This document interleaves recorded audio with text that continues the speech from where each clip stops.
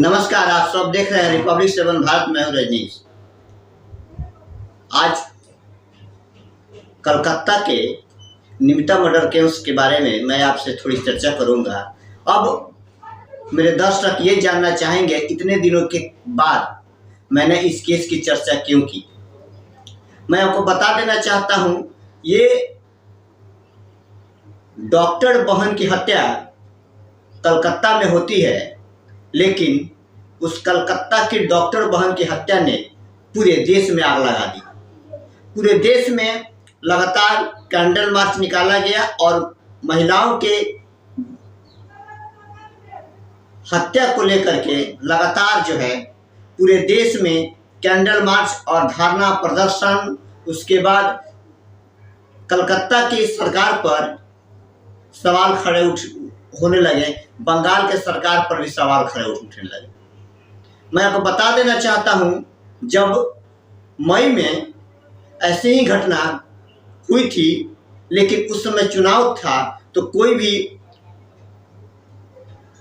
सरकारें यानी कि बीजेपी की सरकार इस पर ध्यान नहीं दी। लेकिन यही मामला अगर बंगाल में हुआ तो बीजेपी की सरकार ने कि महिला मुक्ति मोर्चा की सदस्यों ने सबसे पहले कैंडल मार्च निकाला और कैंडल मार्च निकाल करके इसका विरोध प्रदर्शन किया।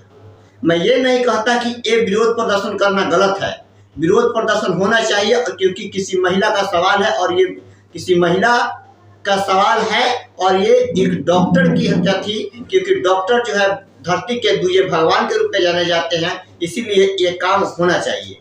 लेकिन मैं आपसे बता देना चाहूँगा कि यही कांड मई महीने में भी हुआ था मणिपुर में यह कांड हुआ था। लेकिन आपको बता देना चाहूँगा सारे दर्शकों को कि मणिपुर में बीजेपी की सरकार है, यानी कि भारतीय जनता पार्टी की सरकार है। लेकिन उस समय चुनाव भी था, लोकसभा का चुनाव था। लोकसभा का चुनाव उससे प्रभावित होता और प्रधानमंत्री के छवि पर कोई बुरा प्रभाव न पड़े, इस बात को लेकर के इसका इतना जो कलकत्ता की निमिता हत्याकांड की अभी पुरजोर पूरे देश में प्रयास हो रही है कि उसको न्याय मिले, ऐसा प्रयास नहीं हुआ था। और उस मणिपुर में राहुल गांधी को भी जाने से रोका गया था। तो मेरा कहना है कि ऐसा नहीं होना चाहिए, चाहे वह छोटे से कस्बे की बात हो या बड़े से शहर की बात हो, चाहे वो डॉक्टर हो, चाहे कोई अबला नारी हो। अगर किसी भी औरत के साथ कोई भी दुष्कर्म होता है या किसी प्रकार का कोई गलत काम होता है तो उस पर सारे लोगों को एकजुट होकर के ये प्रयास करना चाहिए कि ऐसी महिलाओं के साथ गलत नहीं हो। और महिलाओं के साथ अगर गलत होता है तो वैसे दरिंदे को खुली चुनौती देनी चाहिए और उसके बाद ऐसा न्याय हो ताकि उस प्रकार के दरिंदे किसी प्रकार की इस घटना को करने से 100 बार पहले सोचे कि अगर मैं भी ऐसा कुछ करता हूं तो मुझे भी इस प्रकार की ही सजा होगी। इसीलिए मैं बहरहाल आपको ये जानकारी देना उचित समझा हूं। मैं इतने दिनों के बाद क्यों आया अपने चैनल के माध्यम से, इसीलिए क्योंकि कभी कभी ऐसा हो रहा है आजकल कि महिलाओं की, बेटियों की, बहनों की जब हत्या हो जाती है उस पर राजनीतिकरण होने लग रहा है। ऐसा कभी नहीं होना चाहिए। चाहे वो किसी की भी महिला हो, कोई बेटी हो, कोई बहन हो, उसके साथ न्याय होना चाहिए और स्पीडी ट्रायल चला करके सरकार को इस पर ध्यान देना चाहिए। स्पीडी ट्रायल चला करके इसको जल्द से जल्द इस कांड का खुलासा करना चाहिए, आखिर हत्यारा कौन है। जो भी हत्यारा अगर दोषी पाया जाता है उस हत्यारे को कड़ी से कड़ी सजा होनी चाहिए। जब तक कड़ी से कड़ी सजा नहीं होगी, अपराधियों के अंदर डर का माहौल पैदा नहीं होगा और वह डरेंगे नहीं और धीरे धीरे अपराध करते जाएंगे। बहरहाल आगे मैं निमिता हत्याकांड में मैं आपको बता देता हूं कि इसमें पुलिस भी दोषी है, क्योंकि घटना के 4 घंटे के बाद पुलिस पहुंचती है। घटना के 4 घंटे के बाद पुलिस पहुंचती है, तब तक अपराधियों ने अपराध करके अपना लगभग साक्ष्य मिटा चुके थे, जिसके कारण पुलिस के पकड़ में वह अपराधी नहीं आए। तब जाकर के बंगाल की मुख्यमंत्री ममता बनर्जी ने यह केस सीबीआई के हवाले किया है और सीबीआई नित्य नए दिन नए खुलासे कर रही है और नए खुलासे से सीबीआई भी भौचक्का रह गई है कि ऐसा भी कभी हो सकता है। आइए हम इस रिपोर्ट के माध्यम से आपको दिखाते हैं कि सीबीआई ने किन किन दरिंदों को पकड़ा है और क्या क्या साक्ष्य जुटाई है जिससे सीबीआई भी भौचक्का रह गई। आइए हम जानते हैं इस रिपोर्ट के माध्यम से। जिसके वजह से आंखों से खून निकल गया। अभी अभी कोलकाता केस को लेकर एक ऐसी वीडियो सामने निकल कर आ रही है जिसको देखने के बाद हर कोई दंग है। सीबीआई तो सर पकड़कर बैठ गई है क्योंकि इस वीडियो ने पूरे केस को ही पलट डाला है। इस नई वीडियो ने ऐसे ऐसे खुलासे किए हैं जो अभी तक नहीं हो पाए हैं। अगर यह वीडियो सीबीआई के हाथ न लगती तो असली हैवान पकड़ में ही नहीं आता और अपनी हैवानियत का शिकार किसी और को बनाता। दोस्तों, यकीन मानिए, जो अभी अभी नई वीडियो कोलकाता केस को लेकर सामने आई है, इसको देखने के बाद सीबीआई का पूरा डिपार्टमेंट तो हैरान ही है। साथ ही साथ पूरे पुलिस डिपार्टमेंट के होश उड़ गए हैं। पूरा पुलिस डिपार्टमेंट शक के घेरे में आ गया है। पुलिस डिपार्टमेंट के एक ऐसे उच्च अधिकारी का भी इस केस से ताल्लुकात दिख रहे हैं। दोस्तों, जैसे जैसे दिन बीतता जा रहा है वैसे वैसे यह केस और ही उलझता जा रहा है। सीबीआई अपने फाइनल नतीजे पर पहुंचे कि उससे पहले ही सीबीआई के हाथ नए नए सबूत लगते जा रहे हैं जो केस को और ही क्रिटिकल बनाते जा रहे हैं। अभी तक देखा जाए तो संजय रॉय को ही डॉक्टर बिटिया का मुख्य आरोपी करार दिया गया है, लेकिन सीबीआई के हाथ जो अभी अभी वीडियो लगा है, इसने पूरे केस को इस तरह घुमा कर रख दिया है कि डॉक्टर बिटिया के साथ जो रेप किया गया उसके बाद उसका मर्डर किया गया, यह करके सिर्फ गुमराह किया गया। असली वजह डॉक्टर बिटिया को मारने के पीछे कुछ और ही था। दोस्तों, आपको बता दें, अभी तक सीबीआई ने कई लोगों का पॉलीग्राफ टेस्ट ले लिया है। पॉलीग्राफ टेस्ट के दौरान कुछ नए खुलासे भी हुए हैं जो संजय राय के अलावा और लोगों के होने की ओर इशारा कर रहे हैं। सबसे पहले मैं आपको बता दूं कि संजय राय नहीं, सबसे खूंखार दरिंदा आरजी कर मेडिकल कॉलेज का पूर्व प्रिंसिपल संदीप घोष है। संदीप घोष ऐसा दरिंदा है जिसने खुद की पत्नी तक को नहीं छोड़ा। जरा आप सोचिए कि वह दूसरों के साथ कितना हैवानियत कर सकता है। दरअसल दोस्तों, मीडिया रिपोर्ट से खबर मिली है कि जब उसके पड़ोसियों से पूछा गया तो पता चला कि संदीप घोष की पत्नी का ऑपरेशन हुआ था और संदीप घोष गुस्से में आकर पत्नी के पेट पर लात मार दिया था, जिससे उसके पेट के टांके टूट गए और ब्लीडिंग होने लगी। फिर भी यह दरिंदा देखता रहा। उसकी पत्नी तड़पती रही। इसको दया तक नहीं आया। उसको मरने के लिए वहीं छोड़ दिया था। लेकिन पड़ोसियों से यह दर्द देखा नहीं गया। पड़ोसियों ने उसे अस्पताल ले जा रहे थे, तभी बीच में इसकी पत्नी ने दम तोड़ दिया था। तो दोस्तों, देखो कितना दरिंदा है यह संदीप घोष। दोस्तों, पूरे भारत के लोग गुस्से में है। संदीप घोष को फांसी देने की मांग कर रहे हैं। बताया यह भी जा रहा है कि संदीप घोष अस्पताल के अंदर लड़कियों को भी लाता था, साथ ही साथ अपने दोस्तों को भी लड़कियां लाने के लिए अलाउ कर रखा था। यानी कि इससे यही साबित होता है कि अस्पताल के अंदर सेक्स रैकेट चल रहा था। डॉक्टर बिटिया को कुछ ऐसा पता था जो संदीप घोष के गले का फंदा बना सकता था। इसीलिए संदीप घोष अपने साथियों के साथ मिलकर डॉक्टर बिटिया के साथ इतना जघन्य अपराध किया है। दोस्तों, सूत्रों के हवाले से यह खबर मिली है कि संदीप घोष की पहुंच ममता बनर्जी तक है। इसीलिए बताया जा रहा है कि संदीप घोष को लगातार बचाने की कोशिश किया जा रहा है। पूरा पुलिस डिपार्टमेंट पूरे केस को कवर अप करता हुआ नजर आ रहा है।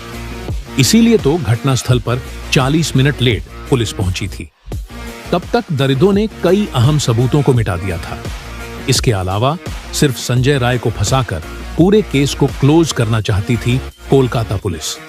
लेकिन अहम वक्त पर सीबीआई आ गई, नहीं तो डॉक्टर बिटिया को कभी इंसाफ मिलता ही ना। अब पूरी उम्मीद की जा रही है कि डॉक्टर बिटिया को सीबीआई के आ जाने के बाद इंसाफ मिल सकता है। लेकिन अभी दोस्तों, ऐसे ऐसे पेंच फंस रहे हैं, ऐसे ऐसे नए सबूत मिल रहे हैं। कुछ ऐसे भी सबूत हैं जिनकी तलाश सीबीआई कर रही है, लेकिन अभी हाथ कुछ नहीं लगा है, जो कि डॉक्टर बिटिया के इंसाफ मिलने में रुकावट पैदा कर रहे हैं। दोस्तों, एक बात तो साबित हो गई है कि जिस तरह से संदीप घोष को और अस्पताल को कवर अप किया जा रहा है, उससे यही लगता है कि संदीप घोष के साथ साथ कोई ऐसा पावरफुल दरिंदा इसके पीछे है जिसे बचाने की हर संभव प्रयास किया जा रहा है। तभी तो बीच बीच में कुछ ऐसे हरकत किया जा रहे हैं ताकि सीबीआई का ध्यान मेन केस से हट जाए। लेकिन अभी अभी जो वीडियो आई है इसने एक नया ही मोड़ इस केस में ला दिया है। तो दोस्तों, इस वीडियो से क्या नया खुलासा हुआ है जानेंगे इस वीडियो में। लेकिन उससे पहले डॉक्टर बिटिया को इंसाफ मिले और उसके जो अपराधी दरिंदे हैं उन्हें फांसी की सजा दी जाए, इसके लिए इस वीडियो पर एक लाइक तो बनता है। फटाफट वीडियो को लाइक कर दीजिए। दरअसल दोस्तों, ट्रेनी महिला डॉक्टर के साथ रेप और फिर हत्या के मामले से जुड़ा एक अहम वीडियो सामने आया है। वीडियो कोलकाता के आरजीकर मेडिकल कॉलेज के अंदर का बताया जा रहा है। जानकारी सामने आई है कि ये वीडियो घटना के तुरंत बाद का है, जिसमें सेमिनार हॉल के अंदर का दृश्य दिखा। वीडियो में देखा गया है कि सेमिनार रूम के भीतर शव फर्श पर पड़ा है। शव को नीले कपड़े से ढका गया था। शव को ढकने के लिए बगल में सिर्फ 5-6 फीट का सफेद कपड़ा लटका हुआ है। टेबल पर एक बैग भी रखा हुआ है जो कि डॉक्टर बिटिया का है, जिसके साथ दरिंदगी की गई थी। और वीडियो घटना के कुछ देर बाद का बताया गया है। इसी से जुड़ा एक और अहम वीडियो मिला है जिसमें देखा गया कि सेमिनार रूम के सामने और अंदर बड़ी संख्या में लोगों की भीड़ जमा है। इस केस की जांच कर रही सीबीआई ने सुप्रीम कोर्ट में दावा किया था कि क्राइम सीन के साथ छेड़छाड़ की गई है, जिसकी इस वीडियो से पुष्टि की जा सकती है। लेकिन कोलकाता पुलिस का कहना है कि वीडियो में वही लोग दिख रहे हैं जिन्हें वहां रहने की इजाजत दी गई थी। इससे पहले एक वीडियो भी सामने आया था जिसने पश्चिम बंगाल सरकार और कोलकाता पुलिस की कार्यशैली पर बड़ा सवाल खड़ा कर दिया। 43 सेकंड के इस वीडियो को 9 अगस्त की सुबह उसी सीन ऑफ क्राइम का बताया जाता है, जहां अस्पताल के अंदर ट्रेनी डॉक्टर के साथ रेप और कत्ल जैसी भयानक वारदात हुई थी। इस वीडियो में सीन ऑफ क्राइम में लोगों की भीड़ दिखी, जिसमें वे एक दूसरे से बातें करते, ताकते झांकते और मोबाइल फोन चलाते देखे गए। इससे भी ज्यादा हैरानी की बात यह कि लोगों की इस भीड़ में पुलिस वाले भी मौजूद रहे। कोलकाता पुलिस ने वीडियो को 9 अगस्त की सुबह अस्पताल के सेमिनार रूम का तो माना है, लेकिन उसका कहना है कि तब तक उसने लाश के इर्द गिर्द वाली जगह को क्वार्डन ऑफ कर दिया था, यानी घेर दिया था, और ये लोग उस घेरेबंदी वाली जगह के बाहर खड़े हैं। लेकिन कोलकाता पुलिस की इस सफाई से ही ये साफ है कि इतने सारे लोग उसी सेमिनार हॉल के अंदर तब घुस आए जब हॉल में लाश पड़ी थी और सीन ऑफ क्राइम को सुरक्षित करना पहली और सबसे बड़ी जरूरत थी। इस वीडियो में कुछ लोगों की पहचान का दावा भी किया गया है। इस वीडियो में आरजीकर अस्पताल की पुलिस चौकी के इंचार्ज संजीव चट्टोपाध्याय, वकील शांतनु दे, तत्कालीन प्रिंसिपल संदीप घोष के पीए प्रसून चट्टोपाध्याय और फॉरेंसिक डेमोन्स्ट्रेटर देवाशीष सोम को देखे जाने का दावा किया गया है। ऐसे में सवाल यह उठता है कि आखिर इतने सारे लोग सीन ऑफ क्राइम पर क्या कर रहे हैं। अजीब बात तो है कि इस भीड़ में अस्पताल के डॉक्टर और स्टाफ के साथ साथ कई बाहर के लोग भी हैं, जिनके कायदे से यहां होने का कोई तुक ही नहीं बनता है। इस हालत पर अब पुलिस को जवाब देते नहीं बन रहा है।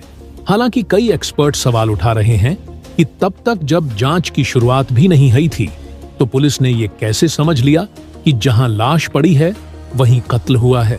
ऐसा भी तो हो सकता था कि कत्ल कहीं और हुआ हो या फिर सेमिनार हॉल के ही किसी दूसरे हिस्से में हुआ और लाश को खींचकर दूसरे कोने पर लाकर फेंक दिया गया हो। ऐसे में पुलिस ने सेमिनार हॉल में लोगों को एंट्री देकर केस का कबाड़ा कर दिया। उधर सीबीआई की छानबीन में साफ हुआ है कि वारदात की रात आरोपी संजय रॉय ने जिस बाइक का इस्तेमाल कर आरजीकर अस्पताल तक की दूरी तय की, वो बाइक भी किसी और की नहीं बल्कि कोलकाता पुलिस की ही थी। ये बाइक कोलकाता पुलिस कमिश्नर के नाम पर रजिस्टर्ड है। सीबीआई ने फिलहाल इस बाइक को जब्त कर लिया है। लेकिन सवाल ये उठता है कि जब आरोपी संजय रॉय एक पुलिसकर्मी नहीं है तो फिर वो सरकारी बाइक का इस्तेमाल कैसे कर रहा था? कैसे ऐसे आपराधिक चरित्र वाले शख्स को कोलकाता पुलिस ने अपनी बाइक का इस्तेमाल करने की छूट दे रखी थी? बाइक का इस्तेमाल करने वाला संजय कत्ल के मामले में गिरफ्तार तो हुआ ही, लेकिन इससे पहले भी उसने कानून तोड़ने में कोई कमी नहीं की थी। वो उसी बाइक से नशे की हालत में वारदात की रात कोलकाता की सड़कों पर घूमता रहा। उसने अलग अलग रेड लाइट एरियाज का दौरा भी उसी बाइक से किया और कम से कम 15 किलोमीटर तक पुलिस लिखी बाइक शराब के नशे में धुत होकर चलाई। बताते चलें कि सीबीआई ने सुप्रीम कोर्ट में दाखिल अपनी स्टेटस रिपोर्ट में दावा किया था कि आरजी कर मेडिकल कॉलेज में क्राइम सीन यानी मौके पर छेड़छाड़ की गई है। पुलिस ने अंतिम संस्कार के बाद एफआईआर दर्ज की थी। इस पूरे घटनाक्रम के दरमियान अस्पताल प्रशासन पूरी तरह उदासीन रहा। केस में लीपापोती और पर्दा डालने की कोशिश की गई। घटना की सूचना भी परिजनों को देर से दी गई थी। सीबीआई ने कई चौंकाने वाले खुलासे किए। Kolkata doctor rape murder case की जांच फिलहाल सीबीआई के हाथों में है। सूत्र बताते हैं कि सीबीआई मामले में पूर्व प्रिंसिपल संदीप घोष से लगातार पूछताछ और 10 लोगों की पॉलीग्राफ टेस्ट के बाद केस को सुलझाने के करीब पहुंच गई है। जांच एजेंसी जल्द ही बड़े एक्शन की तैयारी में है। सूत्रों के मुताबिक 1-2 दिन में बड़ा एक्शन हो सकता है। तो दोस्तों, हम यही कहेंगे कि जल्द से जल्द संजय राय, संदीप घोष और इसके जो और कातिल हैं, उन्हें फांसी की सजा दी जाए, उन पर रहम न किया जाए। ये इतनी खतरनाक दरिंदे हैं, अगर इन्हें खुला इस समाज में छोड़ दिया जाएगा तो यह किसी और को भी शिकार बनाएंगे। इनके साथ ऐसी कड़ी कार्रवाई करनी चाहिए ताकि जो और भी दरिंदे बिल के अंदर छुपे हुए हैं, उनकी रूह कांप जाए और वह इस तरह के खतरनाक क्राइम करने से खुद को रोक पाए। तो दोस्तों, इसके बारे में आपका क्या कहना है? कमेंट बॉक्स में जरूर बताइएगा। तो दोस्तों, जय हिंद, जय भारत।